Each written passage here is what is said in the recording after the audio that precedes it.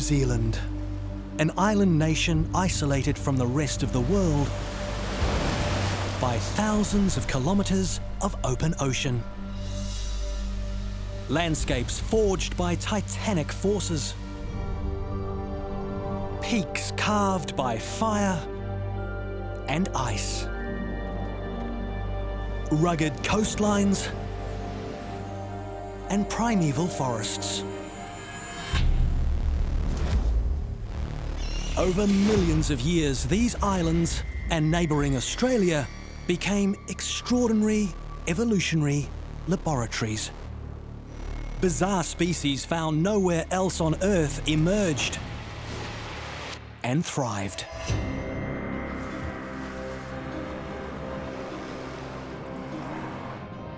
Some of the world's most unusual animals evolved after the extinction of the dinosaurs. A unique creature survived and can still be found in New Zealand. The Tuatara.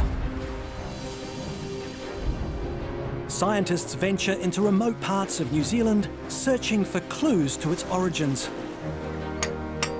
That must be it. This must be it. They reveal its distant relatives. They're certainly an amazing animal. They haven't changed much since prehistoric days.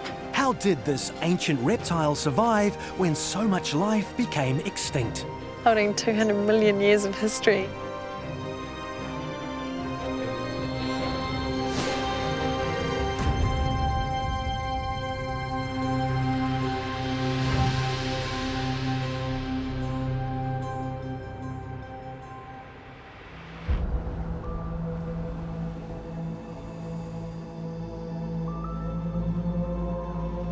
Just 80 kilometres north of Auckland lies Little Barrier Island. It's a refuge for threatened species.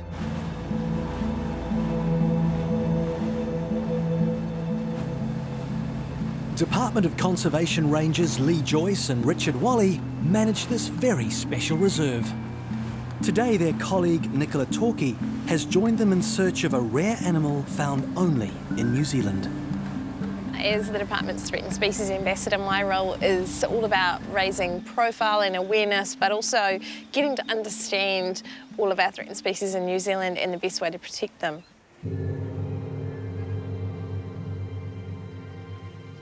Nicola's here today to learn about the Tuatara breeding program. Like a lost world. Little Barrier or Hauturu is the closest you can get to the way that New Zealand would have been before people and their pests and predators arrived. It's just kind of life everywhere you look.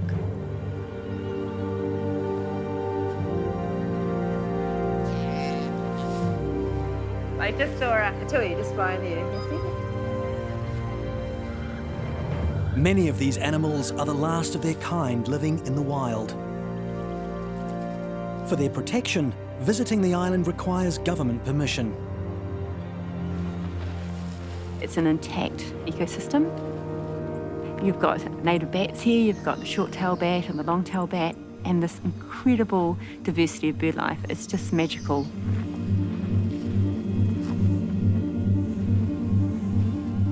The team has come to the island to investigate a living fossil, a survivor from the age of the dinosaurs.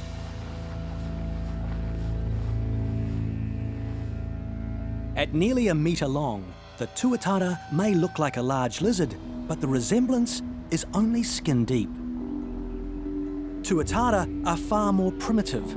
Their family tree split away from lizards more than 250 million years ago.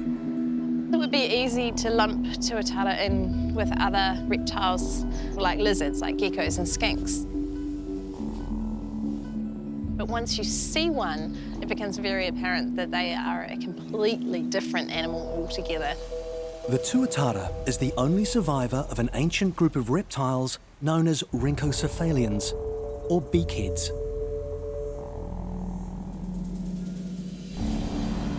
They're a sister group to the dinosaurs, but even more ancient and primitive. Yet the Tuatara survived when most of its relatives couldn't.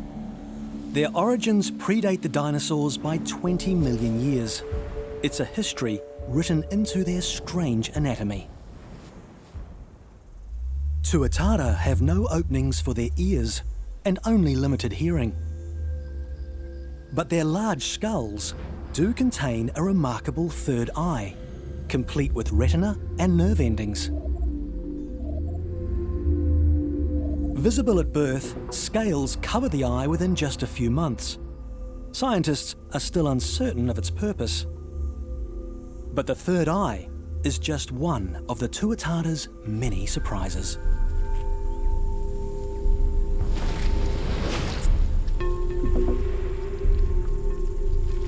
Most modern animals have teeth that grow out of sockets. The Tuatara's teeth grow direct from the jaw as one solid piece of bone, an adaptation perfect for life as a scavenger. The teeth work like scissors, allowing the Tuatara to eat almost anything.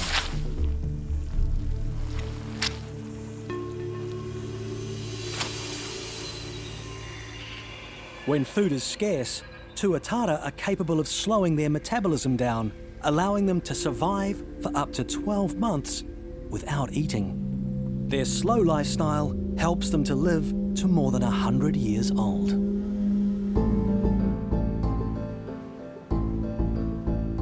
Free of predatory mammals and offering plenty of food sources, Little Barrier Island is a vital refuge for a unique reptile threatened with extinction.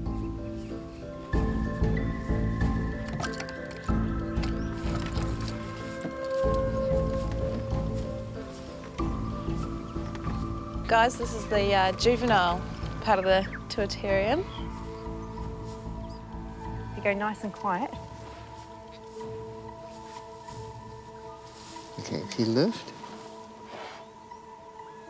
Here we go. Oh, here's a beautiful colour. Well, see little dude. They do this amazing little crocodile roll where they're really, you see the strength in them. Sometimes when you pat them on their tummy, it calms them right down. Just relaxes them a little bit. They're all muscle, really, aren't they? Yeah, they are. The team will monitor the growth of this young female. By the time she's fully grown, she will have more than tripled in size. And then you see where the structure in the tail is a little bit different. There's where it lost tip of his tail and regrown. The ability to shed their tail when attacked is an escape mechanism they share with lizards. The whole idea is the tail keeps wriggling, and then whatever's going to eat the Tuatara in this case will come in and go for the wriggling tail rather than the actual individual. It gives them a chance to get away. Tuatara were once plentiful throughout New Zealand, but their survival is now threatened. The arrival of humans and introduced predators nearly wiped them out. Their eggs were easy targets for introduced rodents. The fossil records show that the moment rats arrived, Tuatara disappeared.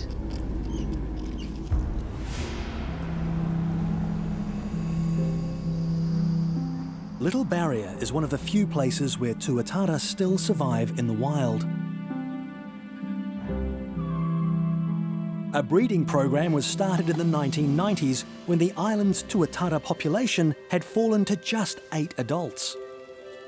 The threat of extinction was very real. Tuatara have been here like over 200 million years, and they could be gone like that if we didn't step in and do something for them. Even today, their existence is fragile, but these animals survived when their larger, stronger competitors died out. How did Tuatara survive the catastrophic events that caused the dinosaurs to disappear? Clues are found in its survival strategies. What have we got here? One of the females here has laid some eggs under this paving stone. We'll dig them up because if we leave them here and the young ones hatch, there's a chance that the adults actually come in and eat them. Cannibalism is a common survival strategy among reptiles.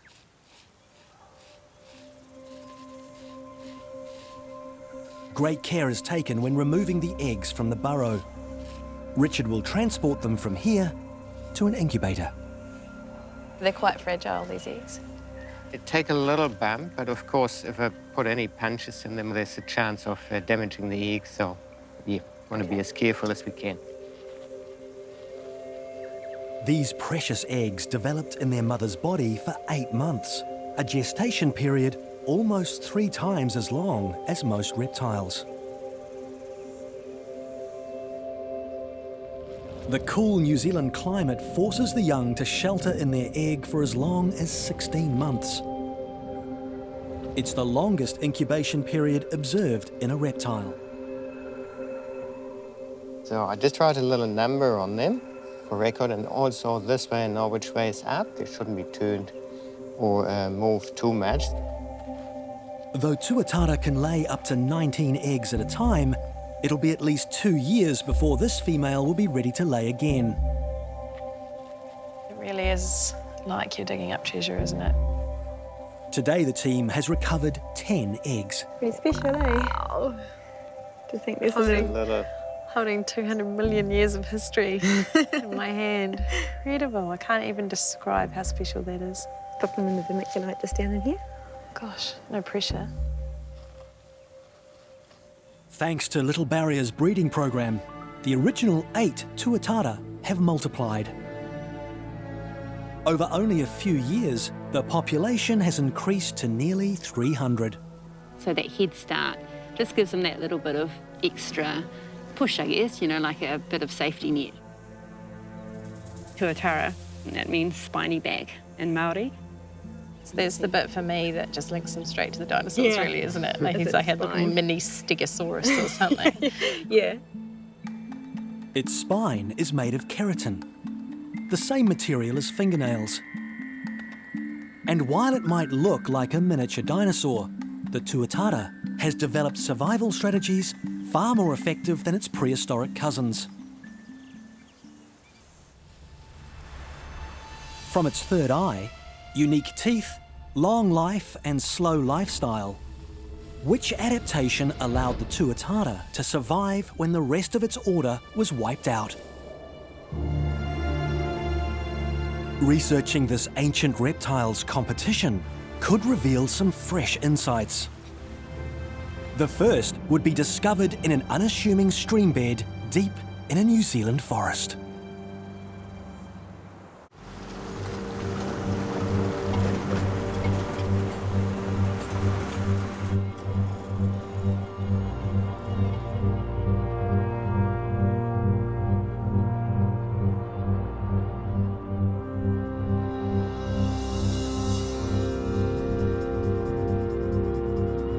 The Maunga Forest is in New Zealand's central North Island. Accessing its remote and rugged landscape is not easy.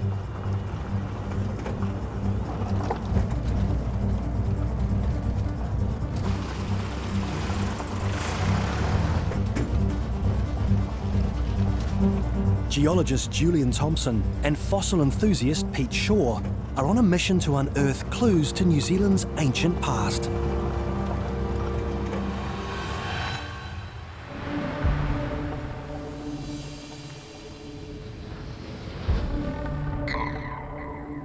The ancestors of the Tuatara were called rhynchocephalians and shared the unusual characteristic of a large beak-shaped head. Outside New Zealand, the rise of faster, stronger dinosaurs saw the end of their reign.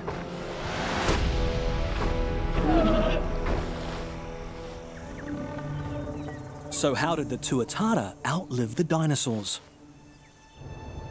180 million years ago, the southern hemisphere was connected as one landmass, a supercontinent called Gondwana.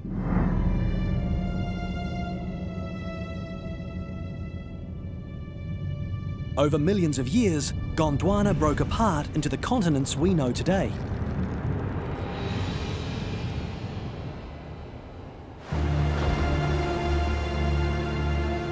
By the time New Zealand separated, dinosaurs had dominated for more than 120 million years. Yet for years, no fossil record of dinosaurs had been found in New Zealand. Many scientists thought when New Zealand split from Gondwana, dinosaurs simply missed the boat. If New Zealand separated from Gondwana before the arrival of dinosaurs, it would easily have given the Tuatara an evolutionary advantage. Though less than a metre long, the Tuatara would have been uncontested as a dominant reptile. It was a theory put to rest by a surprising figure. Up to the mid-1970s, no dinosaur bones had been found in New Zealand. This all changed when a local amateur geologist, an enthusiast, who was called Joan Whiffen, found a map, a geological map of this area, and she saw reptile bones had been written by a geologist. So with great excitement, she started to explore the area with a group of friends. And then she came up with a number of really important discoveries, one of which was the first dinosaur bone to ever be found in New Zealand. The first discovery was the tailbone of a theropod dinosaur from the same family as Tyrannosaurus rex. Joan Whiffen made a number of extraordinary discoveries, including the vertebra from the tail of a titanosaur, the largest creature that has ever lived on Earth. This proved that large dinosaurs once lived alongside the Tuatara.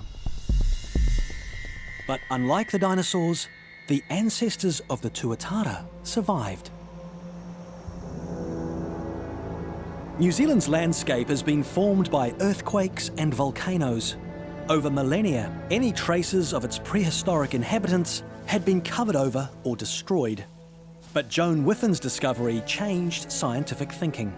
If it hadn't been for her, we wouldn't be thinking about New Zealand's geology the way we are now.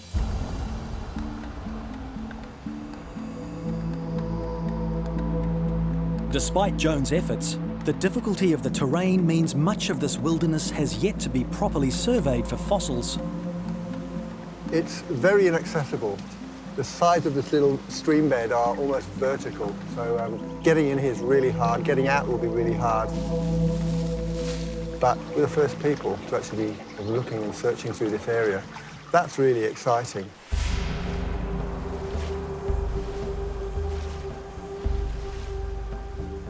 As sea levels changed and seismic forces acted on the land, New Zealand's coast has continually altered.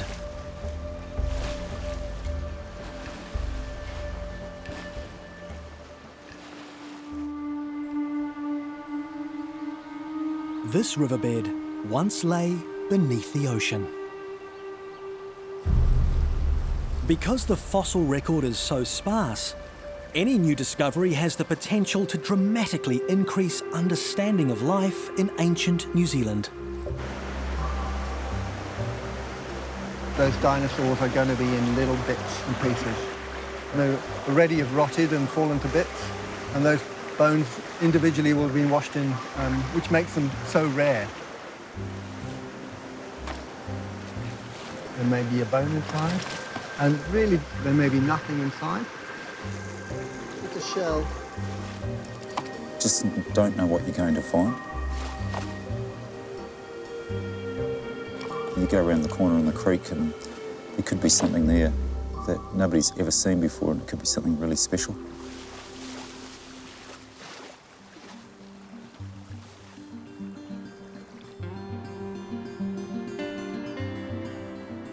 It's a fish bone and shark's teeth, and I can't see any bone.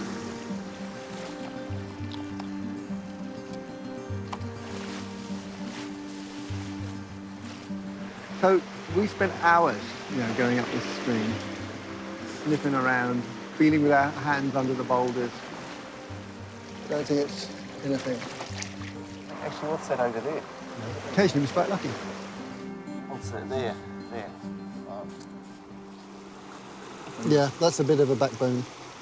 I mean, this could be the central part of a vertebra.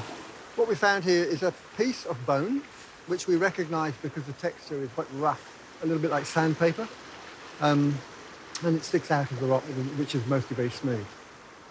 It's possible it could be a dinosaur that was broken up, decaying, and one bone washed into the sea. The remoteness of the area demands fossils be small enough to carry out. Larger samples must be left behind.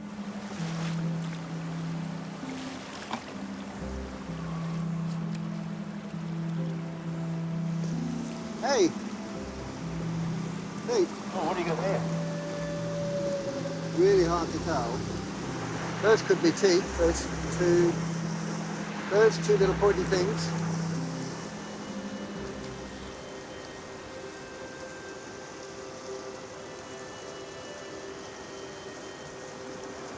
Yeah, they look like teeth to me, little wee teeth. Well, that's a jaw then. A little bit of the jawbone. Quite a small one. Could be a reptile, most likely, but a small one. That's what to take home, Yeah, absolutely. you reckon? Yeah. The fossils will take months to analyse. Any new discovery could dramatically increase our understanding of life in ancient New Zealand.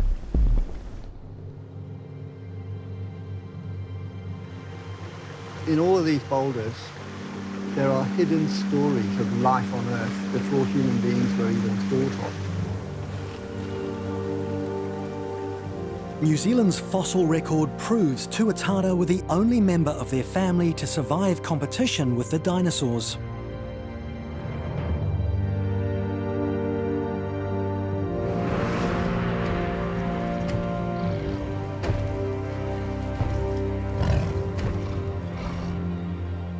Was their smaller size the key to their success? The answer lies across the Tasman Sea in Australia, home to another ancient survivor, and the world's most fearsome reptile.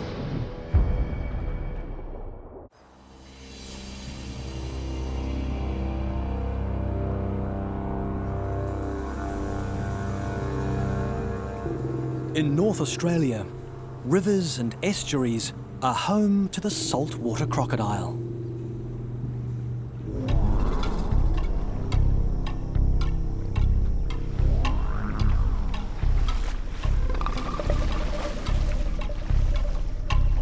Like the Tuatara, these reptiles are virtually unchanged since they lived alongside dinosaurs.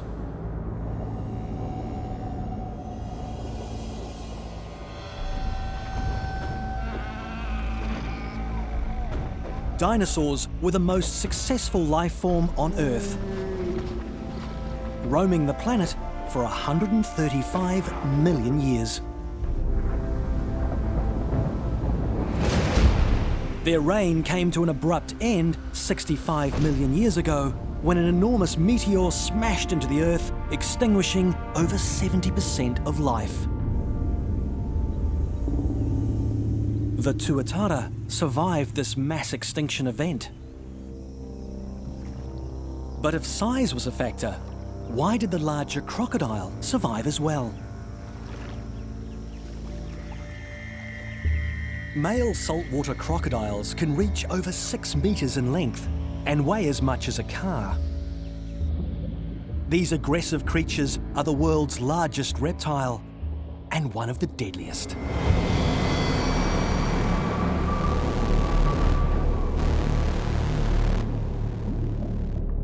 Since 1971, we've had 24 fatalities, which is not a great deal, but one is still too many.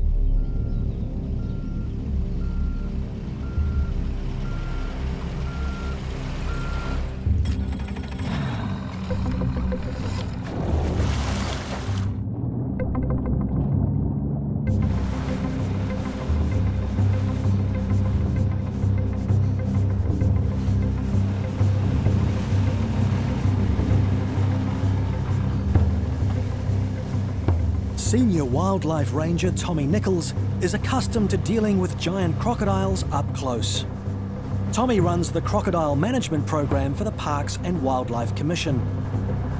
He's well aware a deceptively calm waterway can hide great danger. You can go to a lot of river systems and you can see nothing. You may see the odd one crocodile. there's a good reason their presence isn't easy to detect. Though they're significantly larger, crocodiles rival the much smaller Tuatara for slow living. They're able to lower their heart rate and hold their breath for more than an hour. In times of food shortage, crocodiles, like Tuatara, slow their metabolism and can survive up to 12 months without eating. They are patient hunters, often waiting weeks for prey to move near to them. The crocodile's sensitive skin can read vibrations in the water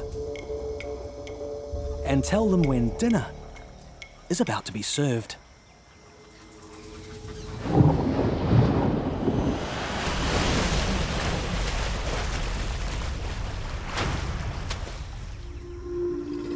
So they do just about eat anything. There's nothing safe from them. For both Tuatara and crocs, not being fussy about the menu can be a big advantage when food is in short supply. Youngsters start with insects and small fish, but a mature saltwater crocodile has one of nature's most powerful bites.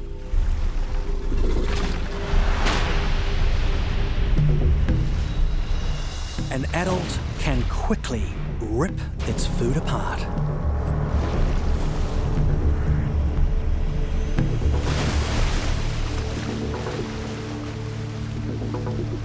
They're certainly an amazing animal. Like, you know, they haven't changed much since prehistoric days.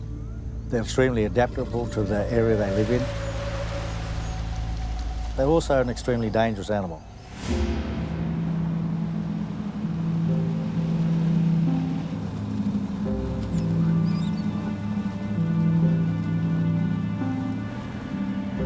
With more than 20 years on the job, Tommy knows how dangerous it can be to get too close to those teeth.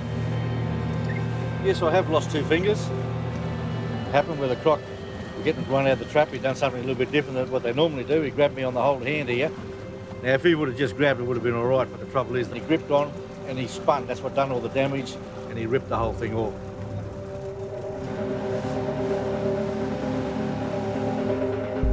Managing one of the world's apex predators involves setting traps to catch any that come too close to humans. Okay, this one is Mackett's Creek, first trap on the run.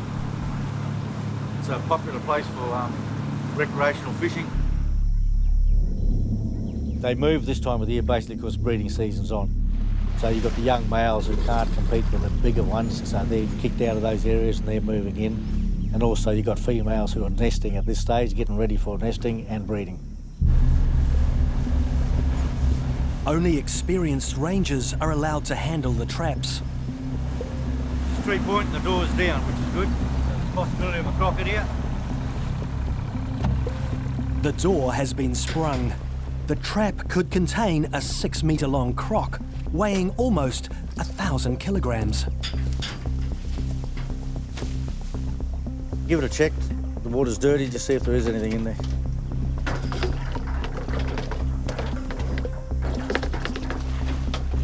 This end. Nothing, eh? Nothing.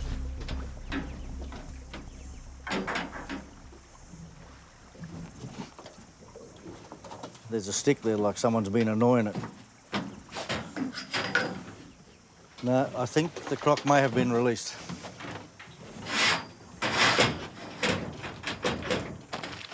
All the rangers can do is rebait the trap and move on to the next.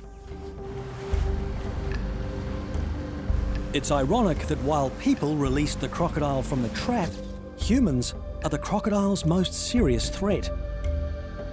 The popularity of goods made from crocodile skin led to an alarming decline in numbers last century. Prior to 1971, crocodiles were hunted extensively, and matter of fact, they became an endangered species, now down to 5,000 animals.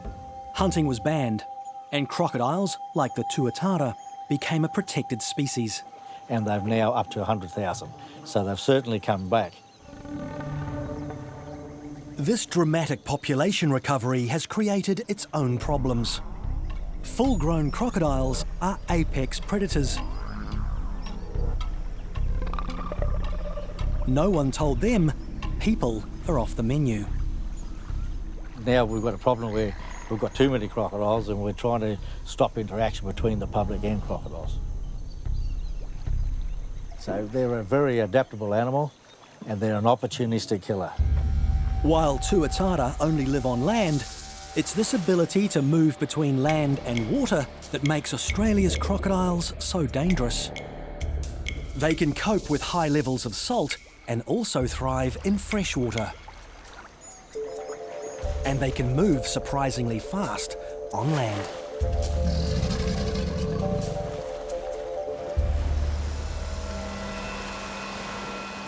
They're extremely adaptable to most conditions.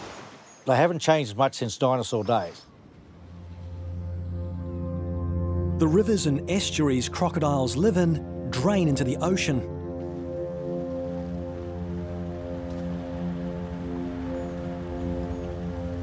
The team has been alerted to a crocodile in a trap near a popular beach. If we didn't have this program going, the chances of a fatality would be extremely high. A lot of people live just not very far away from here, and so unfortunately some of the kids do go swimming here every now and again.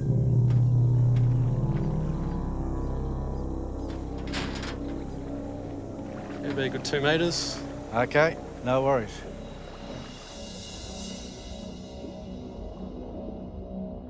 We have taken a 4 metre croc out of here, and we have another one here today, which is only a small one, around about 2 metres. Despite the croc's relatively small size, he's still a threat.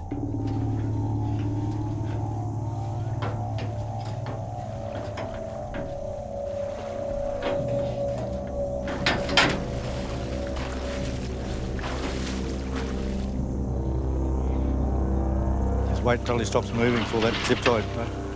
A cable tie is secured around the snout, but the battle is far from over. You happy with that? Yeah, that looks good.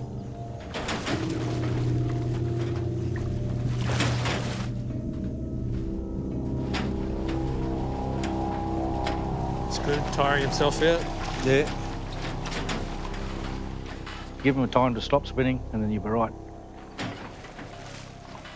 Looks tight. Yeah, looks tight. Yep, looks good.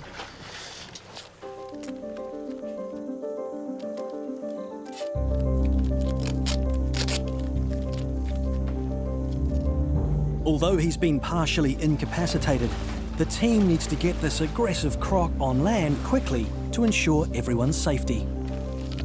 Just to make him nice, secure, safe for us. He'll be moved to a new home where he won't come into contact with humans. This size is a problem, not just the kids, also to some adults.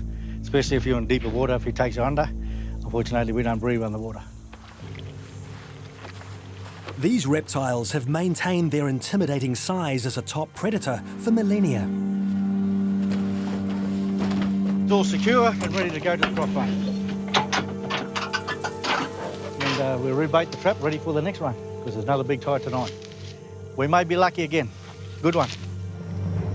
The survival of the crocodile suggests being small wasn't the reason New Zealand's Tuatara survived when the dinosaurs did not. What other traits could explain why both species avoided extinction?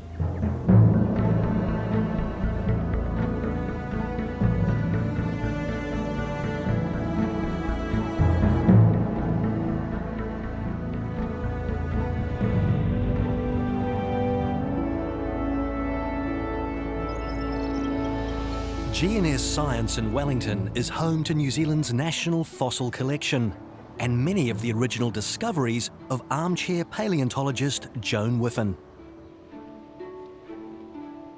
Geologist Julian Thompson can't resist the opportunity to get his hands on the rocks that rewrote New Zealand prehistory. These are from the New Zealand's national fossil collection. This one here is the first dinosaur bone ever found in New Zealand. So it's a profoundly significant fossil. I'm holding it with care. This is the vertebra of a theropod dinosaur. It's part of the tail section of the dinosaur, of the backbone. It was a predator, it was a meat eater, it was standing up on its back legs, a bit like a Tyrannosaurus, but a smaller version. Probably stood about 3 meters high. This is another vertebra of the Titanosaur. Weighing in at 90 tons, a titanosaur was 15 times heavier than an African elephant. This plant-eating reptile is the largest creature to ever live on land. It's not much to look at, but it is the only one we've got. So it tells us a huge story about the life that was present at that time, even though it's not a whole skeleton. The collection also holds the skull of a mosasaur, a massive marine reptile. This bone here is part of the wing of a flying reptile. They're incredibly rare, even rarer than the dinosaurs, actually, these pterosaur bones. So again, I'm treating this one very, very carefully. Meanwhile, fossil expert John Symes has been taking a closer look at the fossils Julian and Peter brought back from the Maunga Taniwha forest, the same area where Joan made her discoveries. It's the moment of truth. Right, Julian. So what do you reckon? Well, they're not bones. They're not bones, okay, because we weren't sure about that. We Yeah. thought there might be a hint of teeth in that. This one, the prime piece is actually wood. John's verdict isn't what Julian was hoping to hear. We should put that under a microscope just to be sure. Double check. Okay, sounds good.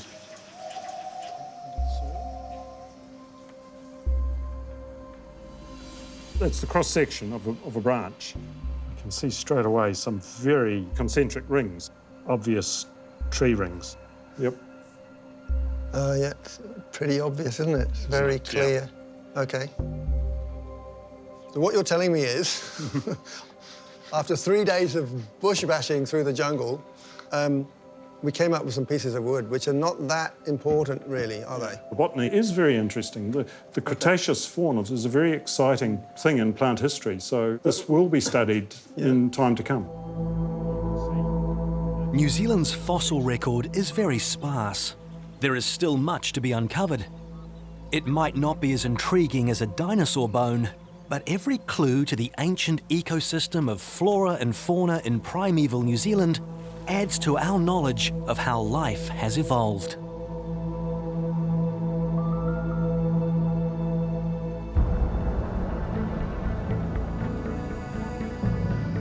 The theory that dinosaurs never lived in New Zealand was proven incorrect by the remarkable discoveries of paleontologist Joan Whiffen. But how did the Tuatara survive the event which wiped out the dinosaurs?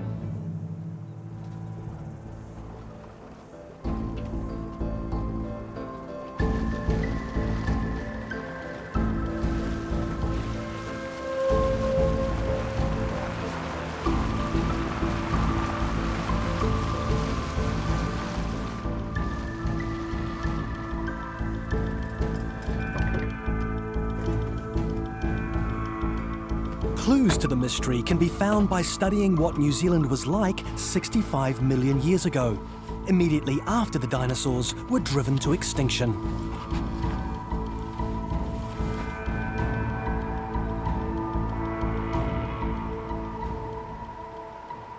Te Uri Stream is a small winding waterway near Hastings on New Zealand's North Island. It's also one of the most remarkable geological sites in the world. Where most people see rocks, Chris Hollis and his team see a timeline stretching back for millions of years.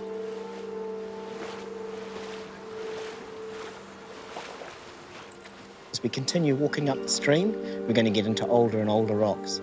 We're looking for a dark sandstone. We're hoping to get to the extinction layer, the layer that marks the extinction of the dinosaurs. Their target is a coloured band only a few centimetres wide. It's known as the KT boundary. The layers of rock on either side mark the Earth's geology before and after the meteor event that caused the extinction of the dinosaurs. So we've gone from a warm subtropical climate back into a cool temperate climate. So we're getting very close to the dinosaur extinction layer. Changes in temperature and humidity in the aftermath of the meteor event are recorded in the rock. Green sand, glauconitic sandstone. Conditions post-extinction led to the formation of a greenish sandstone along the stream. Beneath this green sandstone lies an extraordinarily unique substance. Okay, so it's green sand down here. So that can't be the dinosaur extinction layer. So it must be somewhere over here. Hugh, if you can have a look, work that way and see if it's Cretaceous rock over there, we'll work through this way. This is pretty exciting. We're getting close, guys. Yeah, this is Wongai. There's no green sand at all. No green sand?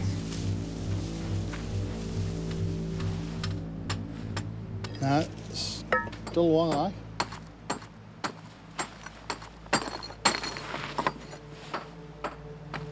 This is green sand. Well. Oh, that must be it. No. That must be it. This must be it. If this is green sand, what about that here? Yeah, that's the same as this here. We've got it. Must be in here. We found the dinosaur extinction layer. As the team clean the narrow strip, a dark band is revealed in the rock. So that is the boundary right there. A rich seam of a mineral called iridium.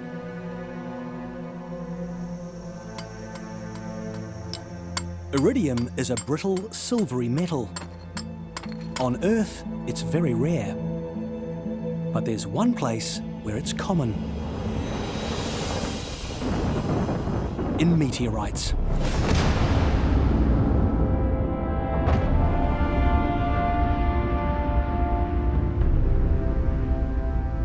As the dust from the meteor's impact settled, it left a permanent record, which was captured in stone. Research conducted in Te Uri Stream and similar sites around the world has revealed a clearer picture of this time period. Though they were located thousands of kilometres from the site of the meteor's impact, New Zealand and Australia were both affected. Each has a unique reptile survivor, the Tuatara and the saltwater crocodile.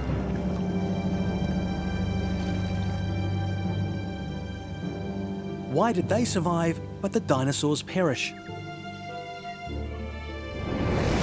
We know an asteroid hit the Earth, but why did it kill the dinosaurs? What was the killing mechanism? Or New Zealand would have been fully vegetated. What we then discover is that at the time of the impact, all of that pollen record is gone. And for a brief moment in time, there's nothing. We surmise that the main killing mechanism was the global dust cloud and darkness killing the trees. The reason the dinosaurs die versus other things is because they were the larger life forms on Earth, so they needed the most food. Tuatara and saltwater crocodiles have very low metabolic rates. When food is scarce, the ability to not eat for up to a year is a huge advantage. Both the Tuatara and the crocodile needed less food than dinosaurs.